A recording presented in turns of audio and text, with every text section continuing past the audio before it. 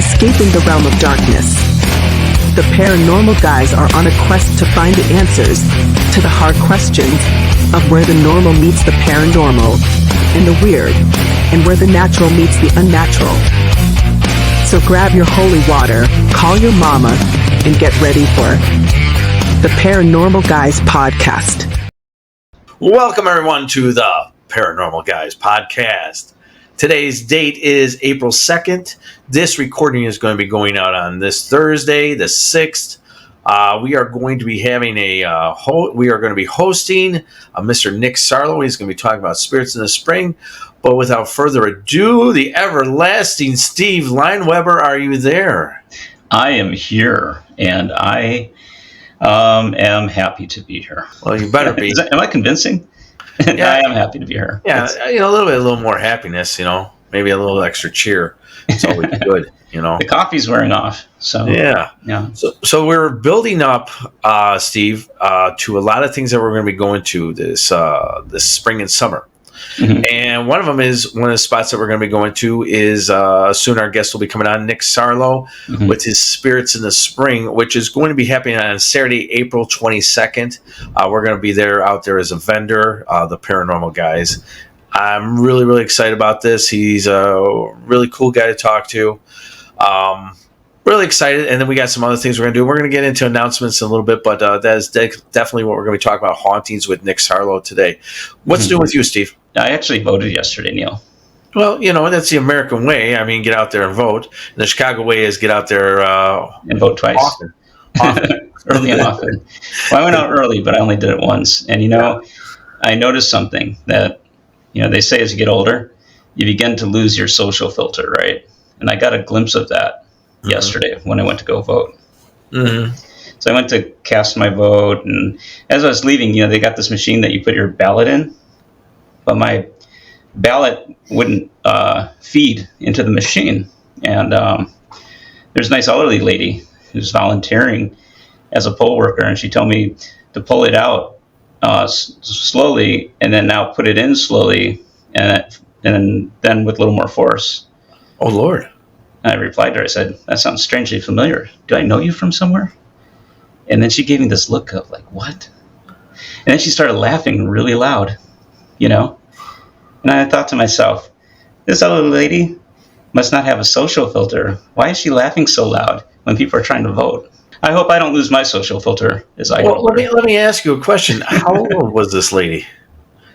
She was like 65, 70, I guess. So you're like a young buck to her, man. Oh, she was flattered. Oh, she was flattered, man. She's like, oh, yeah. No, she told me, she smiled, she laughed, and she told me, have a great day, young man. And nobody calls me young man anymore. So I might start talking to older people more often because I talking. So let me ask you, like the kids used to say, did you get them digits? Did I get them digits? No, I'm married. Oh, yeah. So anything else new going on in the Lineweber household? No, I mean, I got this guy angry with me the other day. Oh, imagine that. Someone angry with you. I know, like me, right? Oh, not you. No. So, I'll never talk politics again with anybody, But when somebody kind of just says, hey, and I'm not going to say who I voted for. Who cares?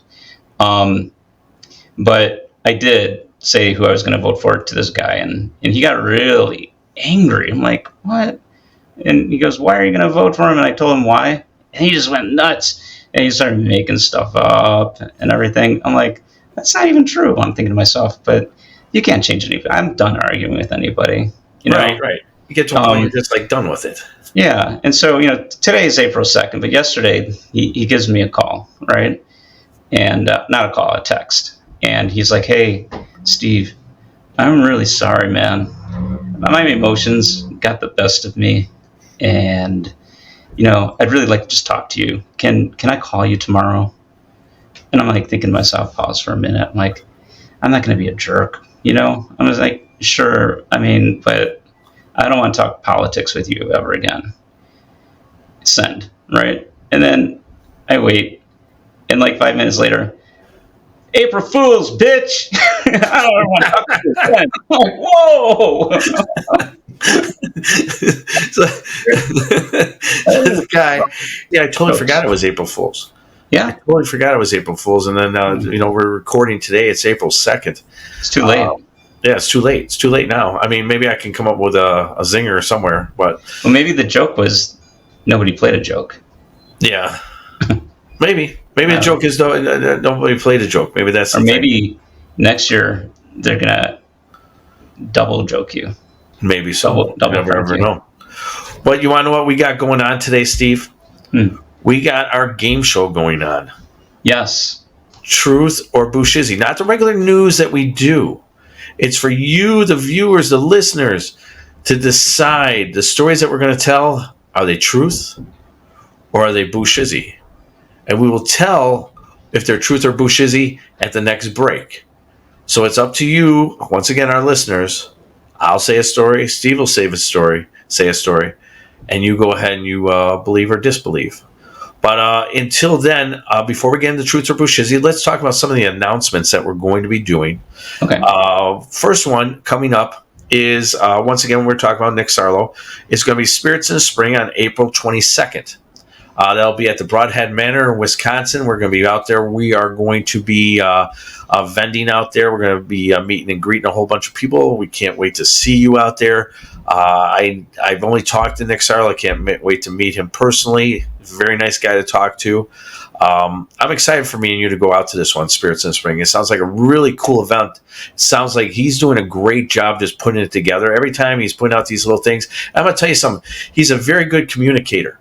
Mm-hmm. He communicates very well with all the people, his vendors, the people who are speaking. I noticed that, and that's something I really do appreciate is when people are a very good communicator. Right. I'm looking forward to interviewing him in our podcast today. Definitely. All right, so that brings us into the second thing. Our buddy, our pal, our chum, Mr. Jack Chavez of the Chicagoland area of Paranormal Chicago. He is going to be having Chicago Paranormal Convention June 17th, 12 p.m. to 7 p.m. 6 speakers, tarot card readers, tea leaf readers, over 80 vendors in Countryside Conference Center.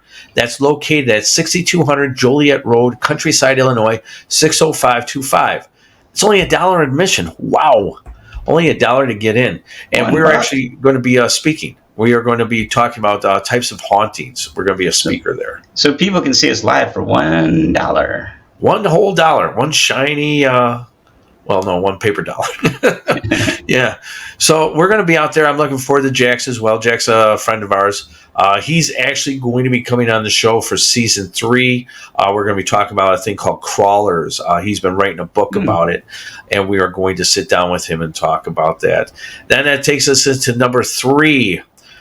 We have the Haunted America Conference, June 23rd and the 24th, 2023 in Alton, Illinois. And that's at the Lewis and Clark College. We're going to be out there as vendors once again, as the paranormal guys, not Graveside Paranormal. Well, actually, probably both. And we're going to be talking about our tours that we do. And we're going to be talking about the paranormal guys. Once again, I've never met Mr. Troy Taylor, never met him. Very well-spoken man from what I see. I'm excited about that, to meet a lot of other people as well. Me and Steve are going to be out there for 2 days, and hopefully not a really crappy hotel. Hopefully we'll have a decent hotel, not some drug-infested one. No. I mean, some of the times when Neal and I go places to investigate in these small towns and stuff, and there's supposed to be a scary haunting, we'll go in and we're not scared because we do this all the time.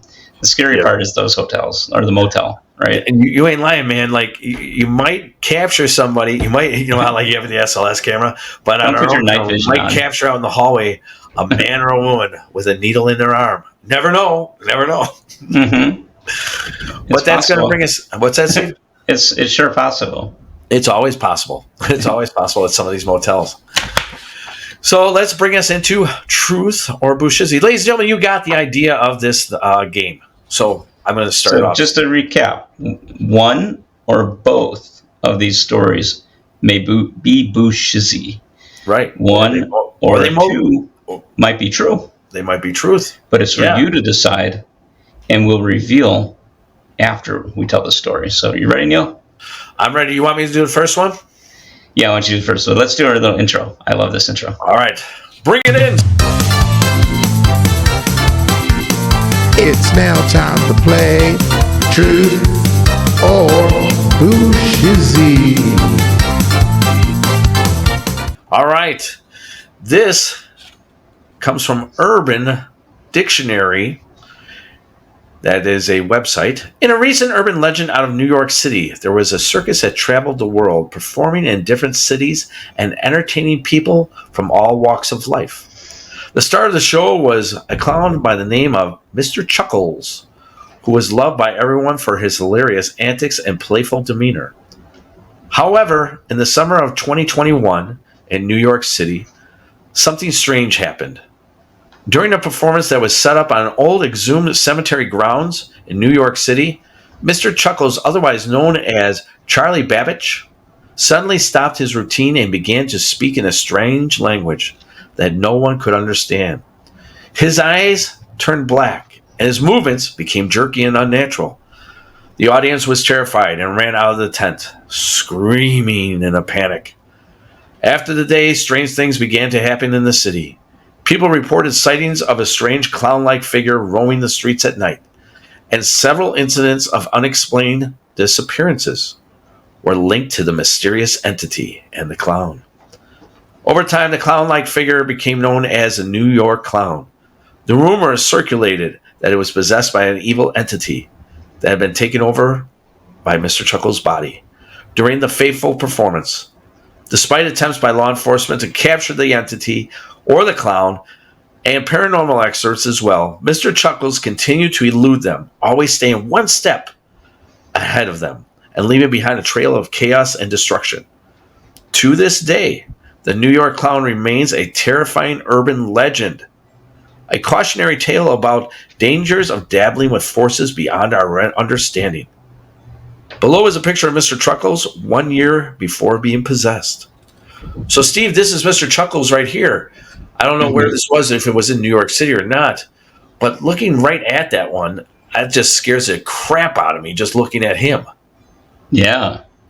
Would you, like, can you see him at a kid's party? Doing balloon animals? Yeah. What kind of animals? I could probably see him probably at one of the hotels we go to. Running out with a needle in his arm? With a needle in his arm. With those big clown shoes? Those big, like, I gotta go! Like there's needles coming out of the big clown shoes. He honks his doors. Yeah. So, Steve, is this a true story? Or is it a Boo-shizzy story? I don't know. People decide.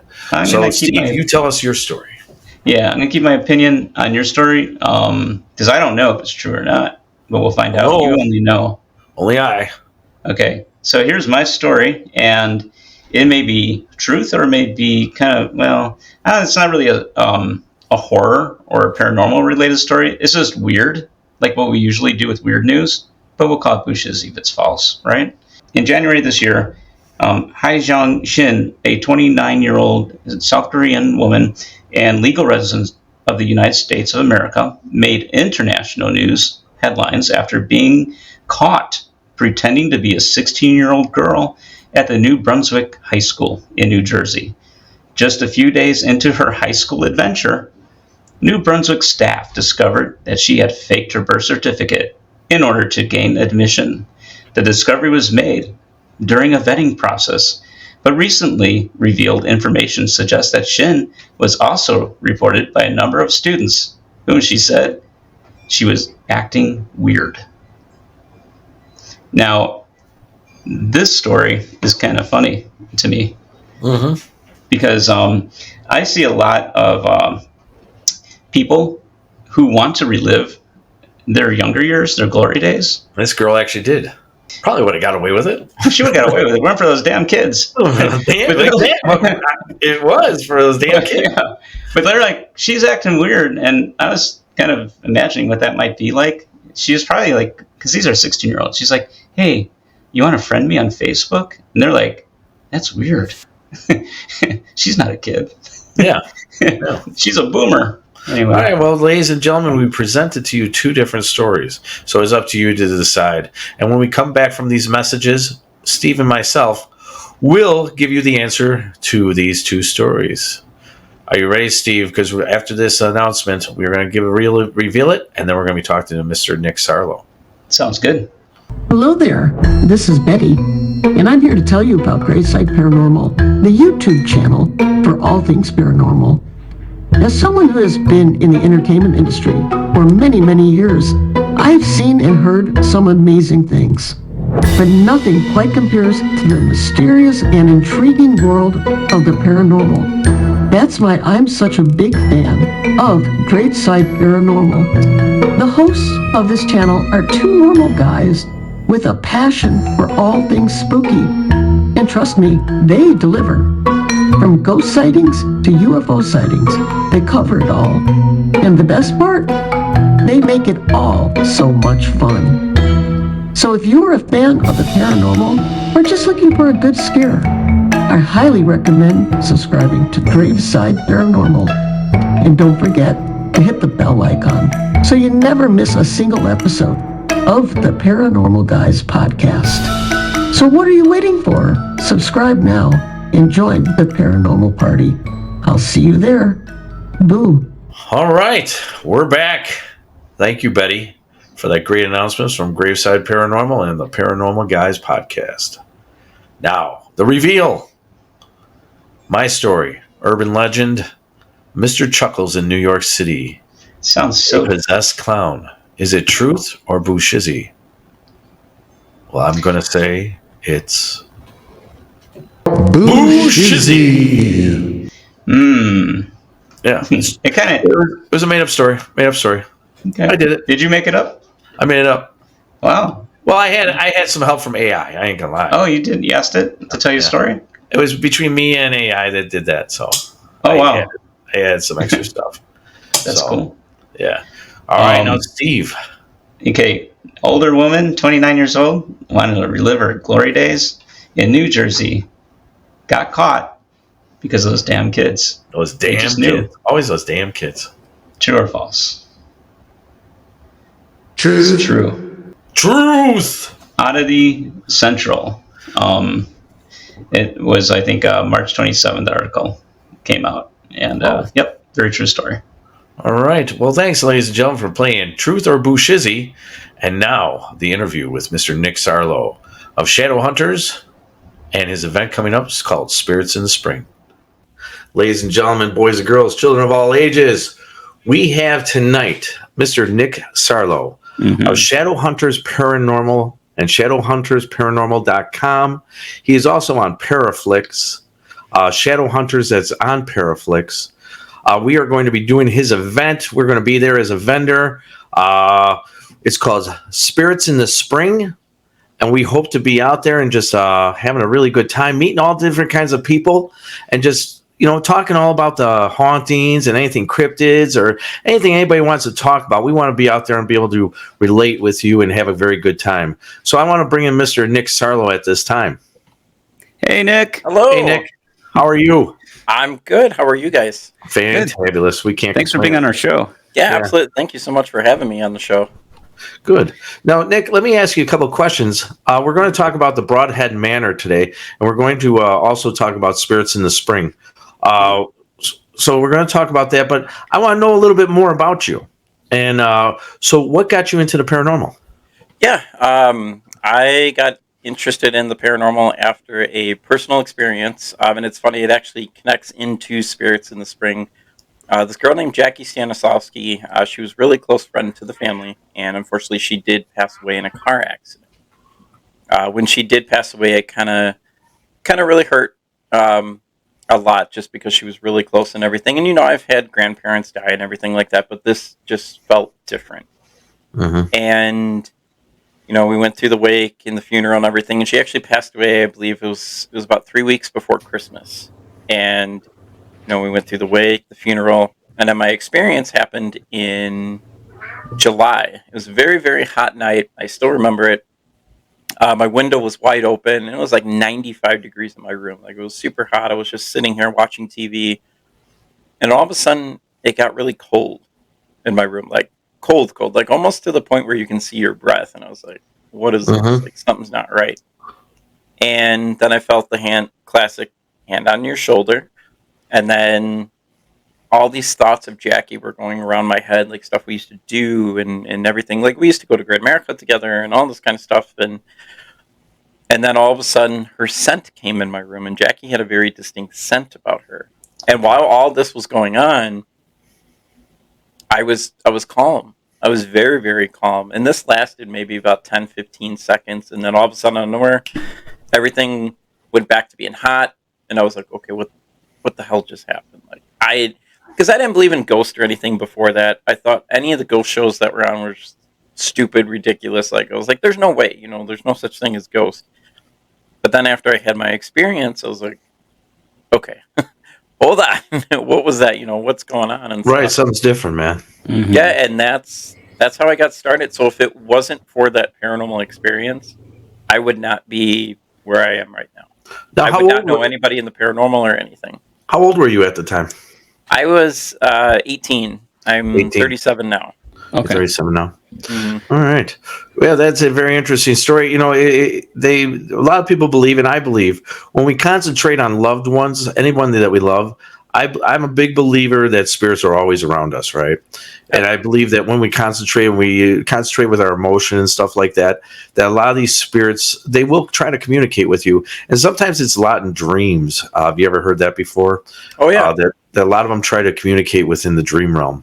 So I've heard stories just like yours before, because I'm going to tell you a quick story, just to throw a story at you, because I like to relate with other people's when it comes to like loved ones and stuff like that. When my mom passed away, she used to always give me a birthday card every year, right? Mm-hmm. And she used to throw a $20 bill inside there, right? And it wasn't the $20 bill; it was the idea that your mom always gave you, like a birthday card. Right. So I remember I was at work and I was at my desk. And over the other side of the room, I saw something fall from the sky, right? Like it fell off the wall. And so I go over there, and I was concentrating so much on this that I would really, really like the birthday card this year, right? Mm-hmm. So I go over there, and I said, I'm going to pick up whatever it is and put it back on the wall, and I'm going to leave. I'm going to go home. And I go over there, and I pick it up. It's upside down, and it's a happy birthday. It says, happy birthday. And I was like this. I was like, whoa, man. Yeah. I was like, damn. And I sat there for a second. I said, thank you, Mom. Because I really do believe that there is a connection sometimes when we have strong emotion and we project it out there. These things will happen. They will occur. So I just thought I'd relate with you and share with you a little bit. Yeah, absolutely. And then it's weird how stuff like that does happen. Because like when, after all that happened and being a ghost hunter for almost 19 years now, right. I've noticed that my brain is developing differently now. Like I can actually see stuff, yes, all this kind of stuff, and it's scary at first. It is. What is this? Like you'll see a shadow here or something there, and it's stuff that you're not used to seeing. And I remember, about 3 years ago, this kid that I went to high school with had passed away. And I didn't know him in high school or anything like that. I didn't talk to him or anything. And all of a sudden, I had a very vivid dream, like I'm talking to you guys right now. And he goes, oh, hey, Nick, how's it going? And I'm like, I'm good. And I was like, where am I? And all this. And he's like, oh, I know you're a ghost hunter and all that. I think that's the coolest thing and all that. I watch your social media and all this. And in my head, I'm thinking, I was like, you just died. Like, what's going on here? And he tells me, he's like, I need you to go tell everybody that I'm okay. I'm like, great. People are going to think I'm a freak even more now because of all this kind of stuff. And there was all of a sudden a support group popped up on Facebook for him. And it's like, if anything that you guys want to write, go ahead and do. And I put it in there. And everybody's like, thank you very much, Nick, and all that. And I was like, oh, okay. But it was just weird because all of a sudden people I don't talk to, all of a sudden, I'm a ghost hunter and I can kind of communicate with the dead a little bit. And all of a sudden it comes out to, let's go to Nick. Let's go to Nick. Right. Well, what it is like me, I'm a sensitive, right? And I hear voices and I get impressions off people. But whatever it is, I always get it out of my left ear when I hear voices for whatever reason that is. And I get those things. And so I get related to what you're kind of saying. The more we do this, the more we get in tune. You see, we all have it inside of us. It's just some of us are just more adapted to it. It's happening And more to you, though, Neal. Like, what's that? It's happening more to you than me. Like, Neal's he's developing some abilities, like an empath. I don't know what to call it, but I'm glad it leaves me alone. I sleep like a baby.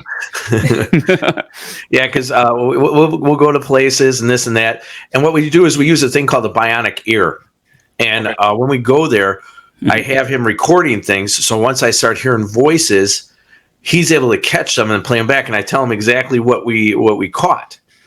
So I understand. Do you sometimes get sick? Do you get sick after these events? Because sometimes at certain places I go to, I actually have to sit on my couch for at least 2-3 days, man, because it drains me very much.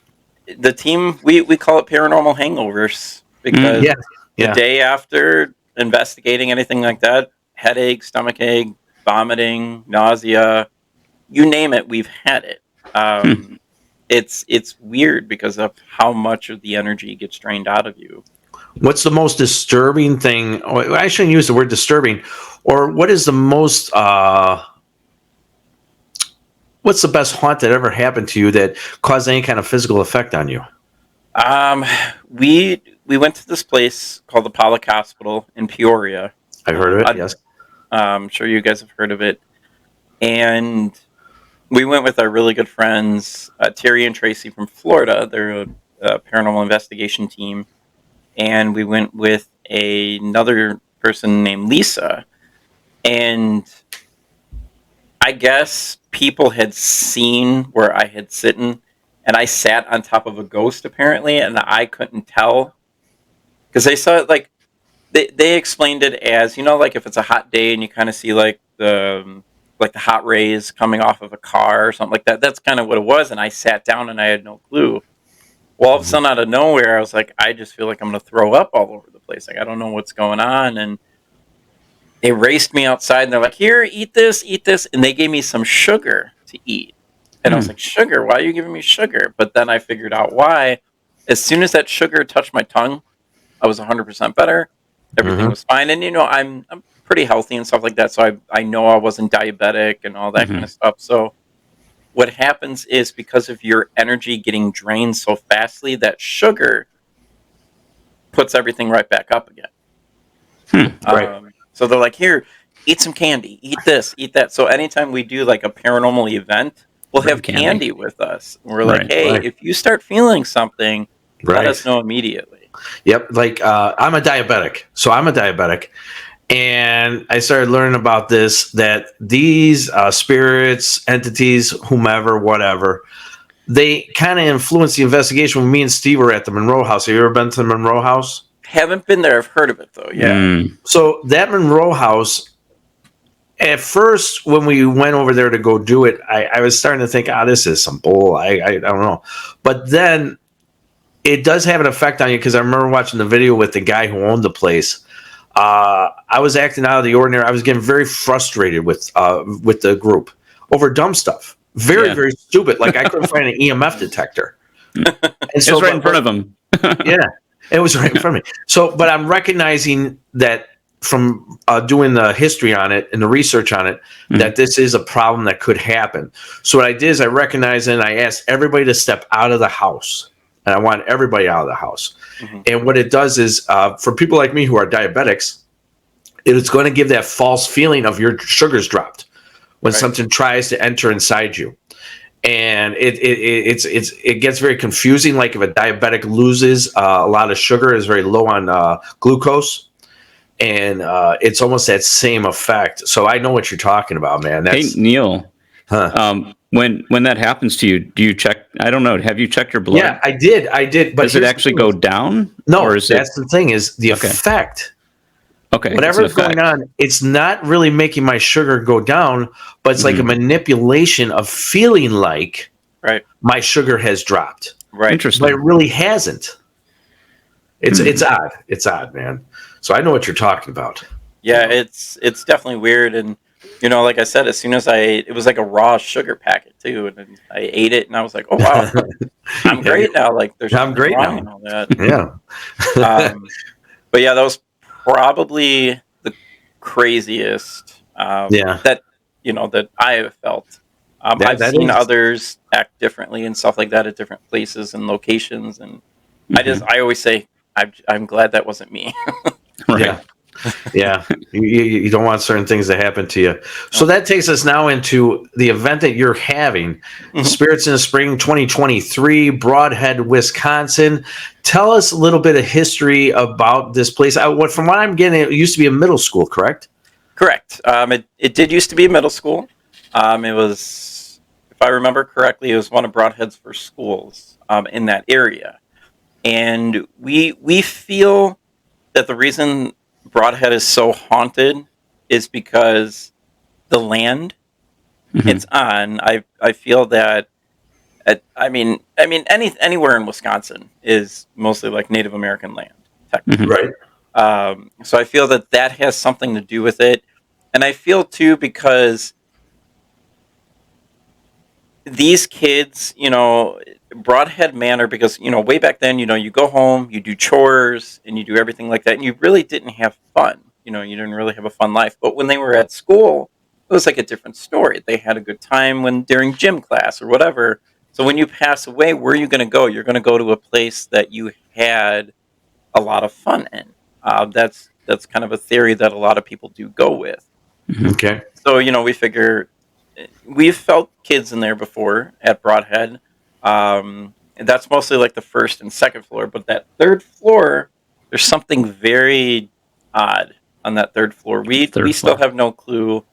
The owner gets still kind of confused on that third floor as well. We're really not sure what's going on up there. Now, the thing is, it's called the Brodhead Manor. So what was the school originally called? Do you remember? I think it was like Brodhead. That I'm not 100% sure, but I think it might have been called like Brodhead Middle School.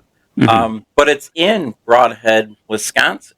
So why would it then be called the Manor? I think, well, it was called Brodhead Manor because originally, before the owner started letting paranormal investigators come in, it was a haunted house attraction Oh, Okay. okay. called Brodhead Manor, and that's what they called it.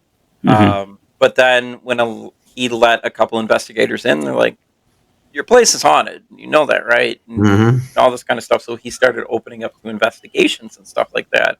And it's cool. Like when you go inside of Brodhead Manor, you'll see like some like haunted house props and stuff that he still has up, like Jason and Michael Myers and stuff like that. Mhm. But yeah, it used to be a haunted attraction before any type of like paranormal investigation took place there. Okay. Would you consider it more of a residual haunting that's going on inside this place, or intelligent?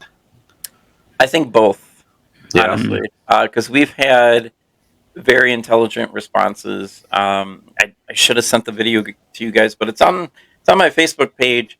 Like when we were just recently at Brodhead, I said, "All right," because all of a sudden my neck was like really hurting back here. I was Yes. like, "Are you making my neck hurt?" And all of a sudden the REM pod. Mm. I was like, I don't know, like it's kind of like a different feeling when you're there. But I Right. think it's both because we've had both residual and intelligent hauntings there before. Right. Right. Now, You get that on the back of your neck, right? When you're sensing a spirit, you get that, Neil? yeah. Well, we went to Sally House, right? Okay. And there, you know what the Sally House is, I'm assuming, in Yeah. Atchison, Kansas. It was always on my bucket list. When, like in the 1980s, I used to watch the show Sightings, right? Mhm. And I used to watch that every Friday. And I said, well, one of these days, man, I'm going to the Sally House. So I drug this guy with me, Nick, and Yep. we went there. And that place is very, very real. What it Whatever's does in is, there does not like guys. no, at it does all. not like guys.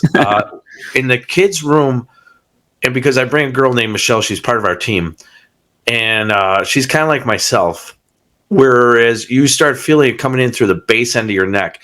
Sometimes entities, when they do try to get inside somebody, you start feeling it around the shoulder and neck area. At least for me, that's what it is. And they Right. try to come in those areas, and they try to. Do you ever play with a Ouija board before, Nick? Yeah. Okay, so I made a big mistake when I was younger. I was very ignorant. Now I'm just old and stupid. So the thing is that I made the thing that I was playing with a Ouija board by myself, Ooh. not understanding it or anything like that. And the way I can explain it is that you start taking on a different person's characteristics or emotions. Mhm. And that's what you kind of feel at the Sally house, where it tries to enter into the back end of your neck. So I don't know if that's what you were kind of feeling like, or it was just like neck pain.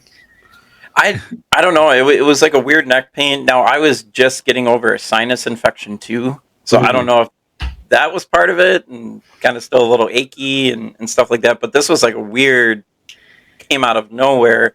And it was like right Yeah. at the beginning, like where my neck starts, and it started moving Right. up, and I was like, "You got to stop." And then Yeah. I got mad. I was like, "Stop making my neck hurt." Yeah. And then finally, it slowed down, like Yeah. right when we were about to leave. But Right. yeah, I think it's definitely both. There's definitely a little girl there. I believe the name is Elizabeth, and she kind of likes to have fun with people, and especially like the owner. Like the owner is very Bill. He's a great guy. He's very good with Brodhead Manor. Like he treats those spirits with respect, and like everybody should. Everybody needs to treat paranormal investigations with respect. Go in and not everything's a demon, and and all that kind of stuff. So, No, not everything is a demon, but yeah, I mean, never, ever, ever, even if you're not getting a response or anything, never provoke. Just Right. go in with the utmost respect and just be yourself, and that's more or less how you're going to get your evidence too. Like us, a lot of people think it may be odd, but it's the best way we get evidence is we have a good time on our investigations. We laugh like hysterically. Yeah. And that's when we get our best evidence, because you're doing something that the spirits recognize. You're doing something that they used to do. In We life. always have fun constantly. That's what it's all about. Yeah, it's kind of like our attitude too. Neal and I have been very blessed with the results of our investigations. We get a lot of stuff on our Anahata Spirit Portal box communication coming back and forth, but we go in there with that attitude of we're having fun, we're making jokes and stuff, and I think the energy of our teammates, we all have a good rapport and relationship. Oh yeah, and paranormal investigating can be dangerous. It can be very dangerous, and never go alone and stuff like that. And there's a serious side, but there's always a side for fun too. Like you can't go into a location. I know you're out there and screaming at them and all that. They're not going to interact with you. They're just going to think you're stupid for doing that. Like nobody does that.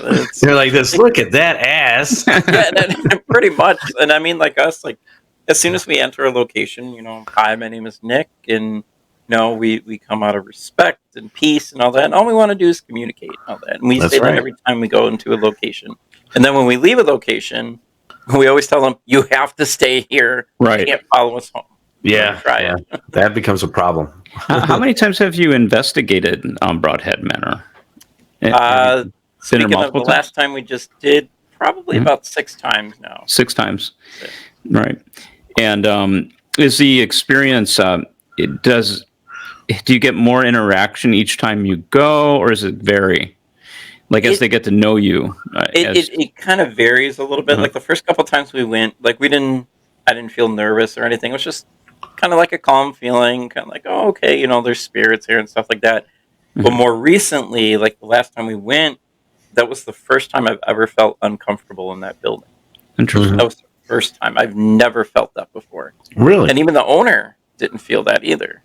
But we came in, but I think too, like Bill said, that place hasn't been investigated for almost 2 months because of closing.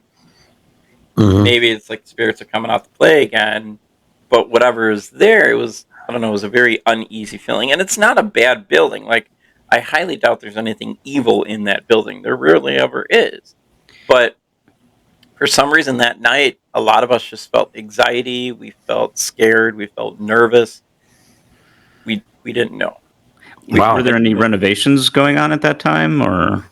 He is fixing the upstairs a little bit more. Okay. And so pretty much like he's trying to get the roof fixed and all that. And, Right.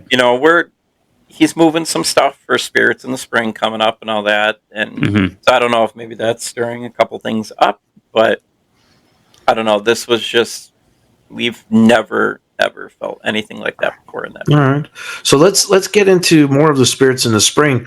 Now, are you going to do investigations after the 6 o'clock hour, or what's going to happen is so the Paracon goes from 10 to 6. After that, from 8 o'clock till midnight, there will be a ghost hunt. In order to get tickets for that ghost hunt, we're going to have to do it on that day because we're not doing any online sales this year. Okay. Online sales just gets way too complicated, and you have those people who are saying, "Oh, I have tickets. You don't have tickets because you didn't purchase the tickets," and then we have people coming up with fake stuff. So everything is on sale this year, right at the door. We're going to do it at the door. We're going to make it easy. We're going to do cash only. We're not doing electronic payment. We're not doing any of that. Because half of that money too is also going to the food pantries that we're working with. Oh, nice. Because in order to get in, it's $10, and then you bring food donations. If you don't bring food donations, it's then $20 to get in, but half of that money, that $10, goes to either Warren Township in Gurnee or it goes to a food pantry in Wisconsin. We haven't chose one yet. But for the ghost hunt, at 12 o'clock, we're going to just kind of decide on where you can go sign up. And there's only 20 spots available for this ghost hunt. Because you don't want too many people there, otherwise people are going to be running into each other. Right. Yeah. Right. All your EVPs will be people talking in the background. Yeah, right. Yeah, you're going to have problems. That sounds. And now, are you guys going to have any equipment that people can rent from you, or are you going to? Yeah, we're going to have all of our equipment out. People can use it. That's perfectly fine. We do have like our equipment numbered and all that kind of stuff, so we'll know if we're missing anything, which I highly doubt is going to happen because we've always had people use our equipment and everybody returns it. But before people leave, we'll just make sure we have all the equipment first before anybody leaves. And then you'll unlock the door. Then we'll unlock the door. Now you may leave. We'll put them in the basement. No, just kidding. But yeah, so I mean, people can use our equipment, but like we always tell people, use your body first. Use your mind. You're more likely to get stuff from yourself than paranormal equipment. Yeah. Like when we go in to do investigations and stuff, I always tell the team that let's just walk around and get a feel for the house or the building or whatever. Before we start an investigation, we walk around and get a feel for it. You have to actually feel it. And it's like very, very important, and know your way around it. So if anything does happen, that you know your exits and stuff like that. You have to know all these things. Now, how many vendors are you going to have out there? Well, for the first, we're going to have about 40 vendors are going to be there. When we first started Spirits in the Spring, we only had 5 vendors, and we did it at a local library. And we had 20 people show up. This time, we're going to have 40 vendors. We're having 15 speakers, and we're anticipating about 400 to 500 people walking through that door. Okay. So it's going to be, your vendors are going to consist of people selling stuff, crystals, rocks, psychic mediums. We even have somebody who makes their own chocolate. They will be there too. Is there anything in this chocolate, sir? I think it's just chocolate. Nothing that will help Neal see ghosts a little bit better. Because sometimes nowadays, man, there's a little something extra in that chocolate. Well, here's the thing, though. That's not legal in Wisconsin yet. No. Oh, no, it's not, is it? It's in Illinois, but not in Wisconsin. Wow. And we tell people to, like any type of event that we have, we always tell people no alcohol. Absolutely not. Right. No alcohol. Yeah. And we've done events at bars before, and we've had people drink, and it was the worst. It gets stupid. I mean, it just gets stupid. It does, yeah. But no, we're going to have about 40 vendors. We're going to have 15 speakers. We're going to have different events going on during the day. Like, when we throw conferences, Like, we like to have people interact with us at all times. And you go to a normal conference and it's like, oh, okay, here's so and so, and you sit there and you watch their speech. Yeah, this is kind of the same thing, but there's always going to be music playing before the speakers. So every year when we do Spirits in the Spring, we do something called the video board. And what the video board does is it has Spirits in the Spring on there, and it's got a timer on the bottom, and it plays music, like, good music to get people going and stuff like that. And when that timer reaches 0, the next speaker goes up there. Yeah, I agree with that. You have to keep people entertained. Yeah, that's what we do at all times. Like this year, we're having something called Battle Michael Myers at Brodhead Manor. And this is going to consist of somebody dressed as Michael, probably me. And the whole thing is Michael Myers is going to be walking around Brodhead Manor, but he's going to be hiding in certain spots. If you get scared by him, you lose. If you don't get scared by Michael, you win a prize. So, like, there's always going to be prizes and stuff going on, too. And, like, for the first time ever, we're doing the world's largest paranormal conga line led by Patty Negri all throughout the building. And we're going to try to get that to go to other paranormal conferences as well and see if they can beat us with the world's largest. Oh, really? We have that. We have something called the Mardi Gras bead throw, where we have over 10,000 Mardi Gras beads that we're going to be throwing out to people. We have any of you guys seen that new movie Megan that came out with? No, I was going to rent it today. I was going to rent it tonight. It's a good movie. It's very good. We have a good friend of mine who looks 100% like Megan. Really? And she's going to have the dress on and everything, and she's going to do that dance. But everybody who knows me knows I hate dolls with a passion. I can't do dolls. Do you really? I hate them. I know what to bring you when we have a haunted doll. We have a haunted doll, actually. It will be field goal kicked out of Brodhead Manor. I hate dolls with a passion, and like, because we met the real Annabelle doll. We went to Connecticut and all that because they had the Warrens Paracon, and we went to it, and that was the scariest thing, like seeing that doll, because kind of the after effects of what I feel that she did do to me. Anyways, we'll talk about that part later, but like with Megan, we're going to have a big box on stage, and she's going to be in the box, and it's going to say "To Nick" from Megan. And we're going to have that box up there and all that. And there's a certain song that plays in the movie when Megan starts dancing and killing people. That song's going to come on, and she's going to bust down that thing, and she's going to chase me all around Brodhead Manor. And then people can, take pictures with her and all that kind of stuff. Dude, that sounds, man, I'm going to say, dude, I like it when guys and anybody thinks outside the box and entertains people. Like, we're big about entertaining people just as much. Like, we had some crazy ideas that we never did. Yeah, we were going to do a Michael Myers versus Chucky in a mud pit. Just have like we were going to have like mud wrestling with the different, Chucky. We're going to get a guy dressed as Chucky. Yeah, get a little guy, and there you go. Dude, that would have been great. But yeah, we love entertaining people. That's what we love to do, and we're like, you know what?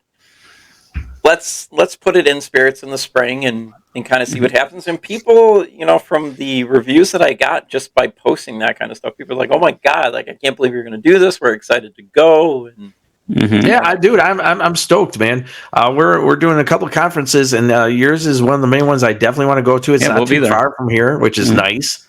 Yeah. And I guess we set up the day before, and then the next day we just come and just do what we do. Yeah, so it'll be so for you guys it will be the day before for all vendors and all that. And Bill, myself, and the other sponsors were having the building open for vendors only. So right after 8:00, after you guys are set up, you guys get a ghost hunt till 2 a.m. Oh, really? Oh. That's all included. What was the hours again to show up to set up? For setting up, I believe it was from 4 to 8. Right. Right. So, yeah, I was going to be the one who comes out. There are hotels around the area. Some are about 20-25 minutes away, but it's not horrible. Yeah. And then from about 8 to 2 a.m., all the vendors and all that will get to have their own private investigation of. Oh, that's very nice of you, man. That's really cool of you. Yeah, Man, I like that. it will be cold. That's the only thing. The building does not have heat. It doesn't have heat. There is no Okay. heat because it's an older type building, but we're going to be having heaters going the whole time. And by everybody moving around and stuff like that, that's going to generate heat anyways. Yeah. And we're hoping by April 22nd, it'll be 60s, 70s outside. Yeah, It won't be sure. horrible. Not horrible. But it does get very, very cold in that building. So for ghost hunting, the only thing I can say to people is dress in layers. Cool. So this Now, is there any other? Go ahead, Steve. I'm sorry. This is a picture of Brodhead Manor. Yep, that is Brodhead Manor. Oh wow, yeah. I can imagine it's drafty, and yeah, it does look like an old school. And wow. Now you gave us some really cool evidence, and we want to go through it. And like I always do, a lot of times when people give me pictures and videos and stuff like that, I like to go through them to help enhance it more. Not meaning that we're trying to do anything fake, but to bring it out more so you can better describe it. Okay, Hey Neal, before we get into that, do you know what time it is? Oh, did you know what time it is, Steve? I know what time it is. We have a little special message. Right. It's time for that time again. Into the Shadows with Shell.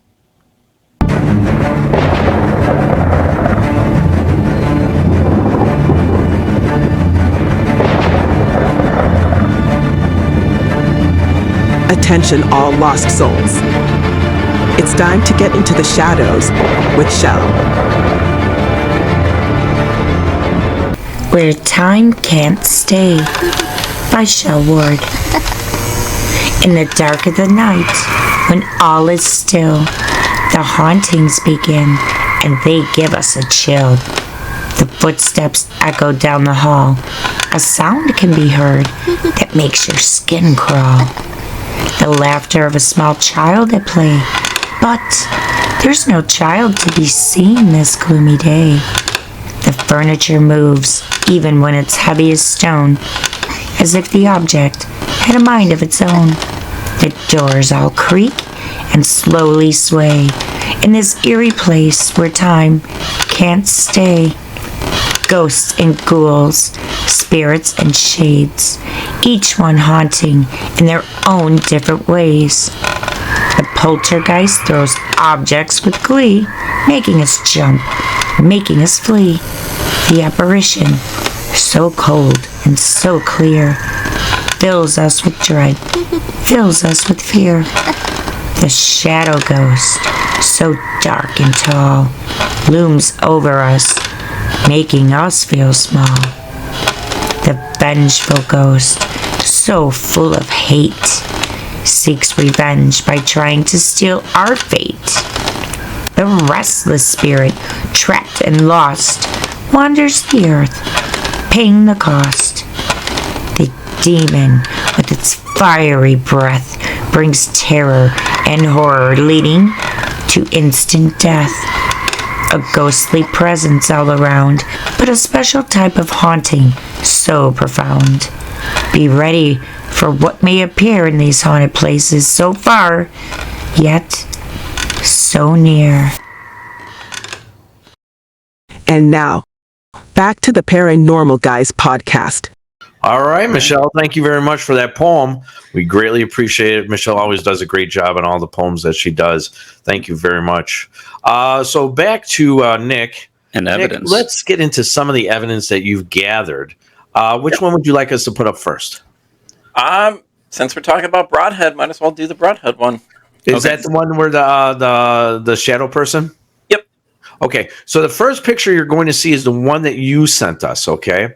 Go ahead and put that one up, Steve. Here we go. All right, so this comes from your Facebook page as well as from you. As you can see where the arrow is pointing, it looks like a dark figure is over in that area. Was this inside of the Brodhead Manor? Correct. This is inside Brodhead Manor. This was on the 3rd floor. So this is kind of where we're not too sure what's going on up there. But I had set my camera to do microburst, like a microburst session where it constantly took pictures, and it would take them in threes. And the first picture, there was nothing. This is the second picture, and then on the third picture, the whole screen is just completely blurry. Oh. Now, let me ask you this. So when you're doing the microbursts of the camera, do you make sure that no one is on the floor at that time? So what we were doing was, so Diana, who's on the team, and Greg Koss, who's on the team, they were doing the Estes method. And so kind of where those three lights are, you see the two red Yeah. lights and then the blue. That's kind of where they were sitting at. And then there was another guy in the room named Michael, who's also on our team. He was on the opposite side of the room. So he's not anywhere seen or anything like that. And I just happened to start taking pictures. And this was like our sixth set that I had taken. So it wasn't just right away. And I just happened to look down and I was like, what the hell is this? Well, the person go ahead. And at first I thought it was somebody walking, like one of our teammates, but I was like, nobody moved. Like it was kind of like you had to be there type of moment. So the thing is when you were doing the Estes method, if you timed it, did you guys remember if you were getting any activity inside the headphones after questions were asked? They were. It was kind of at the point where they started arguing with each other. So they did like a double Estes method. So Diana was yelling at Greg, and Greg was yelling at Diana, not really knowing they were yelling at each other. But then it started getting to and I have some of it on tape, but it started getting to the point where they started swearing. We're like, all right, hold on, what's going on here? And I stepped back and I was like, hold on, let me take some pictures. Let me see if there's anything going on. And all of a sudden that thing just appeared out of nowhere. Right. So I want to show you the picture now. I like I said, I put it through different transitions. Mm-hmm. Steve, if you can show the picture. So I'm going to bring the original one up real quick, just as a contrast, right? So this is the original 100%, and then this is what you worked on, Neal, in terms of the brightness and contrast. Right. So as you can see in there, it almost looks like there's two. Right. That's what a lot of people are saying. It looks like there's two people walking. You kind of make out the leg. Yep. The legs, and almost. I mean, it's my imagination, I'm sure. It almost looks like a man and a woman walking together. You know what I mean? I mean, you might be right, Steve. You might be right. Like the lady is probably on the right side and the man on the left. Never know. Yeah, that's what it looks like. Like the leg looks like a lady leg, and I know what those look like. So yeah, it might be my imagination. Might be your imagination. Never know. All right, so very interesting photo. It definitely looks like something. Definitely an anomaly, a shadow person. Most possibility, yes. So that takes us into the next thing, and I really love this video that you sent us. Tell us about this. So. Recently, or last year, we went to Indiana State Sanatorium after I saw it on a certain TV show. I've wanted to go ever since. And since, so the night before we went to Indiana State, we went to Ashmore Estates in Illinois. Great place. If you guys have never been, I definitely recommend going to Ashmore Estates. Robin Terry, the owners, he's fantastic. He's a very nice guy. He definitely does a lot for the place, and he does a lot for the investigators as well. So we're looking on the map, and I was like, are you really? Indiana State is only 1 hour away from Ashmore Estates. And I was like, we're so close. We need to go. Let's just go. So I had messaged Indiana State, and I was like, and I didn't think we were going to investigate at all. I truly didn't. And I just thought maybe, we can just drive in there, kind of see the old buildings and all that kind of stuff, and that's it, and leave. And she goes, you do know we offer daytime investigations, right? And I said, oh, okay, well, how much? I'm thinking, great, it's going to cost like $600-700. She goes, about $50 a person. I was like, that's it? $50? Yeah. Do you want to make a reservation? I said, sure, let's go. Let's do it. So we got breakfast, we hopped in the car, and we drove to Indiana State, and it was exactly 1 hour away from Ashmore State. Great. So we get there, and I'm blown away because I was like, this place is from the 1800s, and all these old buildings and all this kind of stuff. But throughout all the buildings and stuff, we were feeling activity, and they had what are called the death tunnels, and that's where they would carry the bodies of people who had passed away underneath these tunnels. And we're looking in these tunnels, and we get lost. Ooh, great! We're waiting to hear a scream or something. Luckily, nothing happened in the tunnels. but it did feel like stuff was like right there on your face and stuff. But my experience happened in the insane asylum, of course, of all places. There's 5 floors. Okay, you have the first floor and the second floor, which aren't too bad, just normal patient rooms. You have the third floor, which is the women's ward. You have the fourth floor, which is the men's ward, and then you have the fifth ward, which is where they would put the worst of worst, the most violent men up there. Okay. We decided to start from the top and work our way down. So we went all the way to the top. Really didn't feel anything. A door slammed on us. That was about it upstairs. We go to the fourth floor. Really nothing going on. And I was like, you know what? I'm going to go see if anything's going on in the third floor. You know, I had a walkie-talkie with me in case anything happened and all that. And Sure. I broke the cardinal rule, guys. For those listening, don't ever go by yourself. Just I go on the third floor, and right away, as soon as I open the creaky door, I was like, this is bad. Like, something's going to happen. So I'm walking, and I was like, okay, you know, everything is fine. I'm trying to calm myself down because I was like, I just don't feel right. And I happen to look to my left, and there's like a big window, and I hear like tapping. It's that tapping sound, and I look, and I was like, oh, it's pouring rain outside. It's raining. As soon as I did that, I turned, looked directly down, and I see these two pair of eyes looking at me. And from what I saw, to compare to the video that I sent you guys, from what I saw, she had long hair, she had a hospital gown on, and she had a little bit of blood right. Really? That's what I saw in my mind's eye. And at first, I was like, no, this isn't real. There's no way. And then finally, I put 2 and 2 together, and I screamed. I ran. I took off. The viewers will get a kick out of that when they see it on video.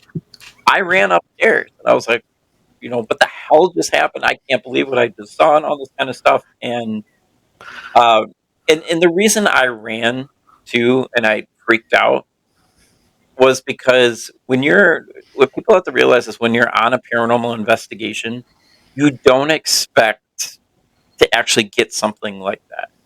And when it actually is a surprise. Right, it takes you by surprise big time. Sure. But I feel, though, the reason I freaked out, I think she was, because usually on paranormal investigations, I don't freak out at all. I don't run, I don't scream, I don't do any of that. I'm just like, oh, okay, you know, something happened. But I feel that she kind of showed me in her eyes what she was feeling there in that insane asylum the whole entire time. Oh, all right. Freaking out and all that kind of stuff, and kind of going like hysterical. And I was like, oh my God, I think I got this on video. I know I got this on video. And it was kind of hard to see it, but as soon as we got home, I put it on the computer, and I was like, holy sh! Right. We caught something. Like, oh my God, like we've never, ever caught something like this. Right. So let's take it into the original video first, Steve. Mm-hmm.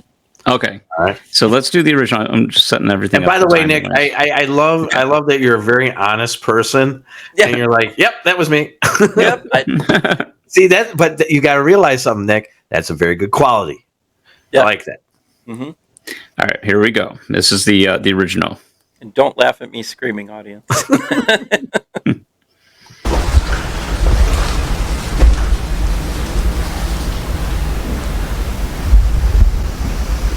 Hello? Oh my God! Oh shit!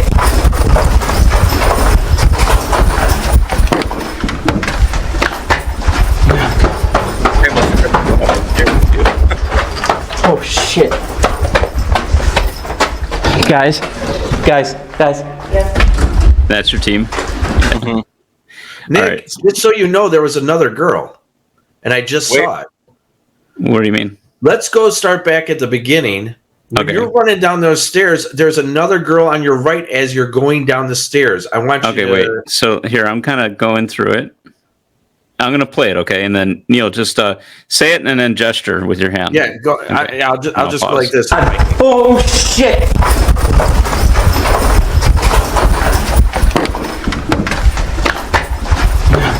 Right there. It was right there. Pull it back a little bit. Pull it back. Pull it back. Right there. Oh, Jesus. Right there. Is that just the wall? Look at that face. Holy smoke, dude. Look at that face. Okay, Pull it hold back on. again. Pull it back. Look at that. Steve, so we got to clear up that one and eventually get that to Nick. Like we're all doing right, with this the other frame. one. Oh, hold on a sec. Can I do it with that? Oh, I have the chills now. I didn't even notice that. Holy shit. Look at that, dude. She may have been following you. Ooh.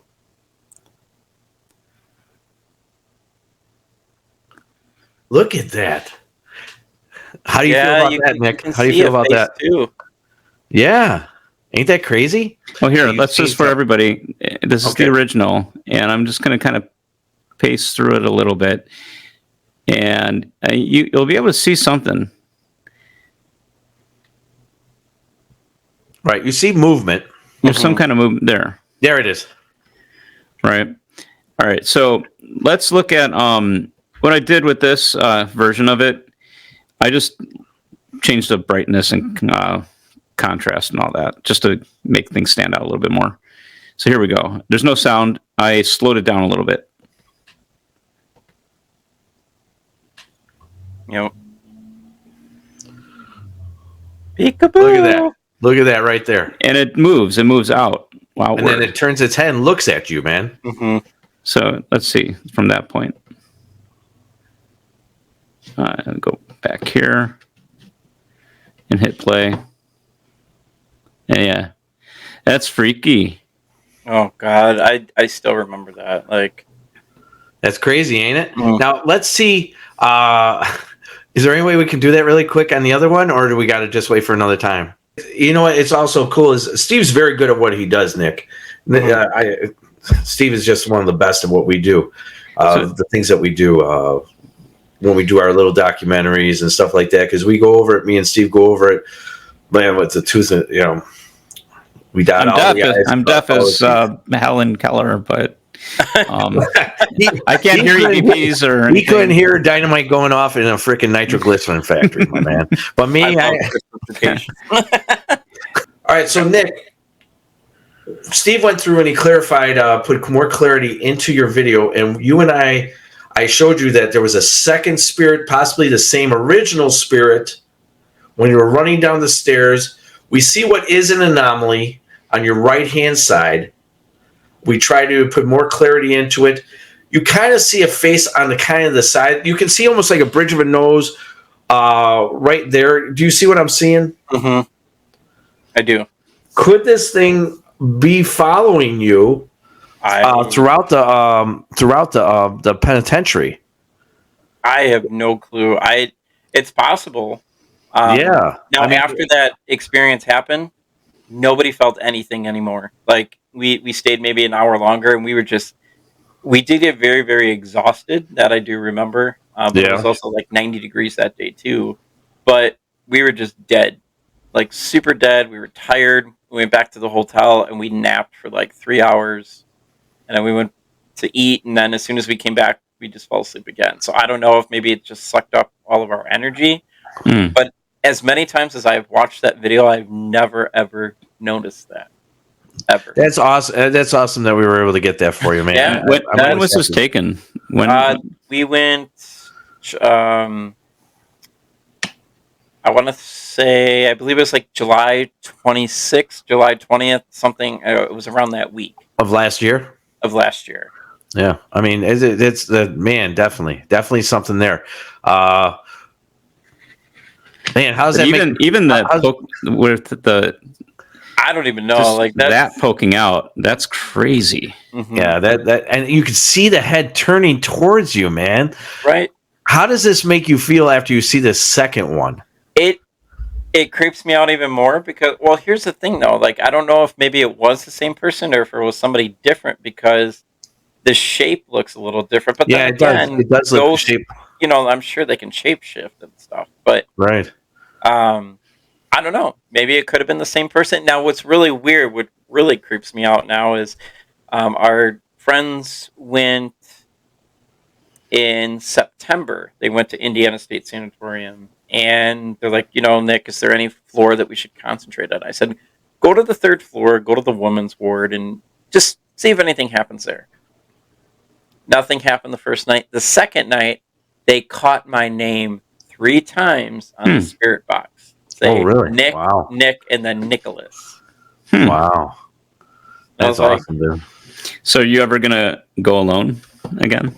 I want to go back. Are you going to ever branch off and start exploring on your own during an investigation? I don't know. I don't know. Well, I don't blame you. See what happens. They now know you, man. But no, I do want to go back to Indiana State Sanatorium, and I want to go at night this time. I definitely want to go at night. Well, maybe you'll invite us along. Yeah. And we will all go together. I want to definitely, because we're going to be going to Indiana. We got to go in March to Lake County Jail. So we're going to jail. Do an investigate. We're going to do some filming there for that thing. But Nick, hey man, this has been a great conversation. Yeah, it's always nice to reach out to other people who are just like us. And I love your concept idea with the entertainment for Spirits in the Spring. It's complete genius. I love it. No worries. And Steve, you got anything to say before we leave? Thank you so much. This was real interesting.